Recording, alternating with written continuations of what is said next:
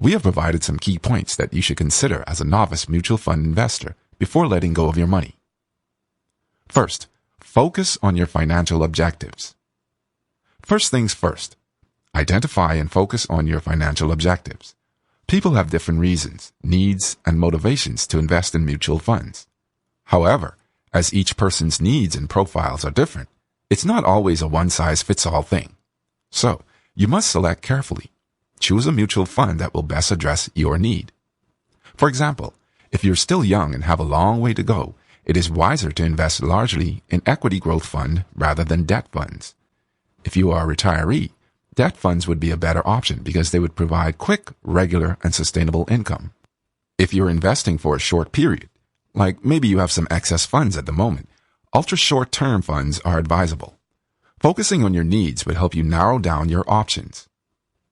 After you define your goals, it's time to set your level of risk. After you've made up your mind to invest in equity mutual funds, it's now time to do a little financial soul-searching. Define explicitly how much risk you can tolerate. To say it simply, determine if you consider yourself conservative, moderately conservative, or aggressive when it comes to investing. By knowing that simple fact, you come closer to deciding what kind of mutual fund scheme you would be comfortable with. A. For the conservative investor, it's better to invest solely in equity-oriented balanced schemes or large-cap mutual fund schemes. B. For the moderate investor, it's appropriate to go for large-cap and multi-cap schemes or diversified equity.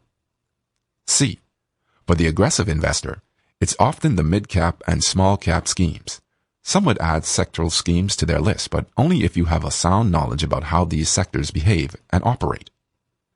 A large number of investors use a combination of schemes to create their mutual fund portfolio. They often go through the whole range by investing in large, mid, and small-cap schemes to build up their own mutual fund investment package.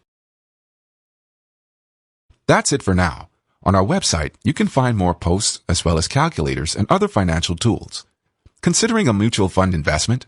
We would love to know your thoughts, so feel free to share them on the comments below.